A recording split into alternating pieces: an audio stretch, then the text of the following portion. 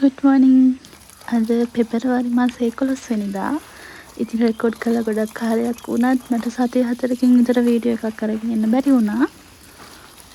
චුට්ටක් බිසි වුණා, චුට්ටක් කම්මැලි වුණා. තව පුංචි දේවල් ටිකක් මේ මාසෙදි සිද්ධ වුණා. ඉතින් වීඩියෝ ගේන එක දවසින් දවස කල් ගියා දන්නේම නැතුව.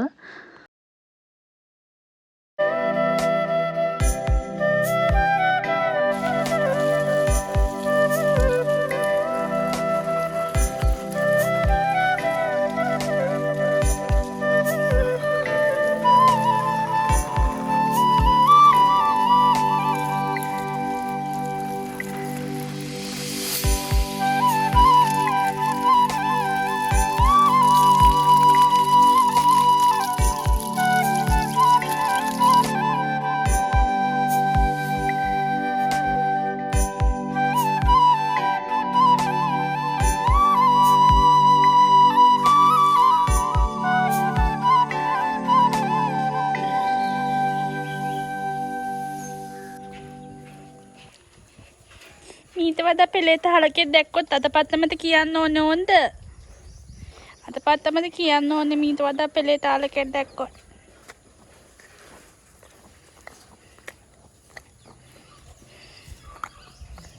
ඔව්.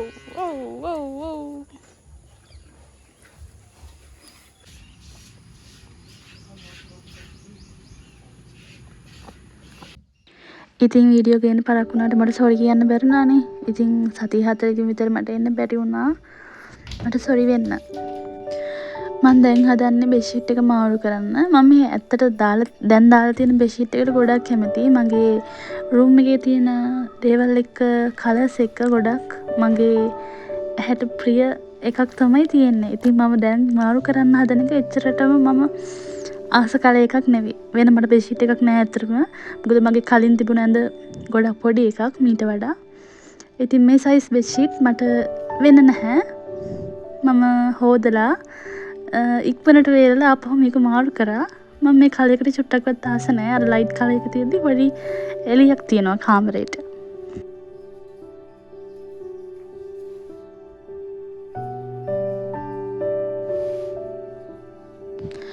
කොච්චර මාධ්‍ය වලින් සමාජ මාධ්‍ය වලින් ඈත් වෙලා ඉන්න හැදුවත් අපිට එක එක නිවුස් වලින් අහන්න දකින්න ලැබෙන දේවල් වලින් චුට්ටක් විතර අපිවත් ස්ටක් වෙනවා එක වෙලාවකට. ඉතින් ඒ වගේ දරා ගන්න අමාරු අවස්ථා එක්කෙනෙක්ට නෙවෙයි හැම කෙනෙක්ටම වගේ ජීවිතේ එනවා. ඉතින් ඔයා මේ මොහොතේ ඉන්න වේදනාවක නම්, ඔයා මේ මොහොතේ අඬනවා නම් ඔයා හිතන්න ඔයා ඒක ඔයාගේ අනාගතයට කරගන්න ඉන්වෙස්ට්මන්ට් එකක් කියලා. මොකද සතුටින් ඉන්න පුළුවන් දවස් වලට තියෙන්නේ පැය 24යි. දුකින් ඉන්න අපිට ලැබෙන දවස් වලට තියෙන්නේ පැය 24යි. ඉතින් සතුටින් ඉන්න දවස් විඳිනවා වගේම ඒ දුකත් රහට විඳින්න. මොකද ඒක අනාගතයට අනිවාර්යයෙන්ම ආයෝජනයක් වේවි. ඉතින් මම ඒ සිද්ධි ආයෙ මතක් කර හිත අප්සෙට් කරන්න හදනව නෙවෙයි. ඇත්තටම මෙන්ටල් හෙල්ත් එක ගැන අපි ගැන වගේම අපේ ළඟම ඉන්න ගැන ගොඩක් සැලකිලිමත් වෙන්න ඕනේ කාලයක් කියලා හිතෙනවා මේක. ඉතින් ලොකුවට පඬිත උපදෙස් දෙන්න තරම්ම දේවල් දන්න කෙනෙක් නෙවෙයි මම. ඒත් මං හිතනවා හැම දෙයක්ම ඉවසන්න, විඳවන්න තමයි අපිට මේ ජීවිතේ හම්බ වෙලා තියෙන්නේ. ඉතින් සමාජ මාධ්‍ය වලින් විතරක් නෙවෙයි මේ දවස්වල අපේ සමීපතමයන්ගෙනුත් අපිට ඒ වගේම කතා අහන්න හම්බ වෙනවා. ඉතින් ගොඩක්ම දුක හිතෙන සෝචනීය තත්වයක් එක. ඉස්සෙල්ලාම තමන්ට ආදරය කරන්න. ඊට පස්සේ තමයි අපිට අනිත් දේවල් වලට ආදරය කරන්න පුළුවන් වෙන්නේ. විඳින්න තියෙන දවස් වලට වගේම විඳවන්න තියෙන දවස් වලටත් තියෙන්නේ පැය 24යි. ඒකයි මට කියන්න ඕනේ. ඒක අල්ලගෙන ඉන්න අමාරු කාලේ කොහොම හරි අල්ලගෙන ඉන්න. තමන්ගේ ජීවිතේ තමන්ගේ ප්‍රයොරිටි එක පළවෙනි තැන හම්බ වෙන්න ඕන තමන්ටමයි. වෙන කිසි දෙයකටවත් වෙන කිසි කෙනෙකුටවත් නෙවෙයි. කාවවත් රිද්දන්නවත් කාගෙන්වත් පරිගන්නවත් නෙවෙයි අපි ජීවත් වෙන්න ආවේ. ඉස්සලාම අපි අපිට ආශ්‍රය කරන්න පුරුදු වෙන්න ඕනේ ජීවිතේ.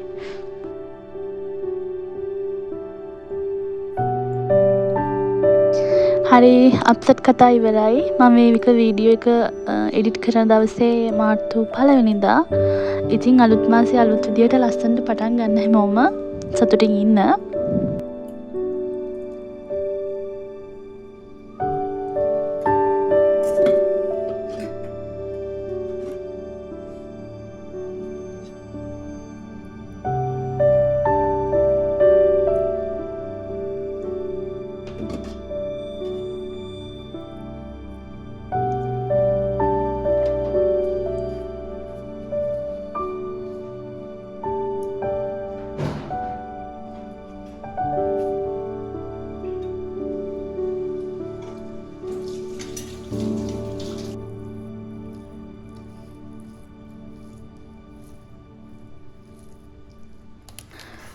මම මේ දවස්වල try කරන්නේ ෆැඩ්නා එකේ green tea එක. මේකේ රිසර්ච් කොහොමද කියලා බලන්න තාම මං එහෙම ලොකුවට පාවිච්චි කරේ නැහැ. තම 2-3ක් වගේ පාවිච්චි කරලා තියෙන්නේ. ඉතින් green tea එකකින් ඩයට් එකකට කරන්න පුළුවන් බලපෑම හරිම පොඩි.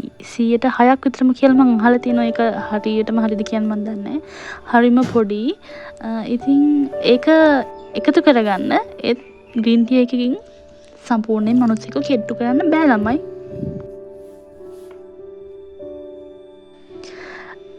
මම කලින් පාට කරන්නේ වෙන මැන්ඩලාස් පොතක්.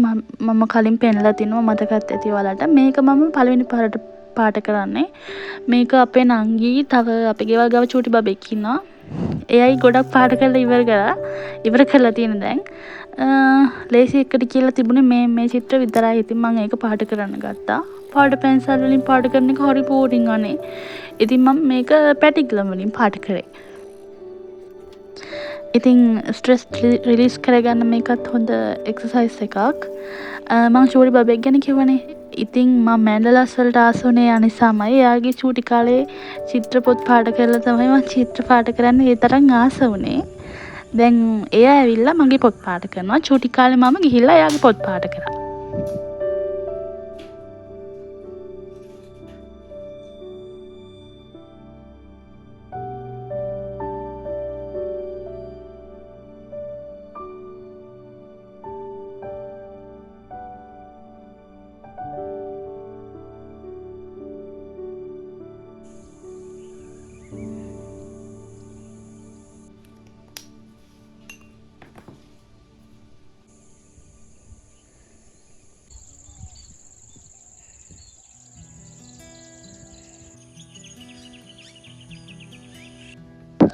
ඉතින් එහෙනම් අදට මං ගිහින් එන්නම්. මාර්තු මාසේ ලස්සන වීඩියෝ ටිකකින් එන්නම්. ඉතින් ඔයාලා බලන්න ආස විදිහේ වීඩියෝස් තියෙනවා නම් මට අනිවාර්යෙන් කමෙන්ට් කරලා කියන්න. හැමෝම පරිස්සමෙන් සතුටින් ඉන්න. ඔයාලා හැමෝටම බුදු සරණයි. ඔයාලා හැමෝටම මං ගොඩාක් ආදරෙයි.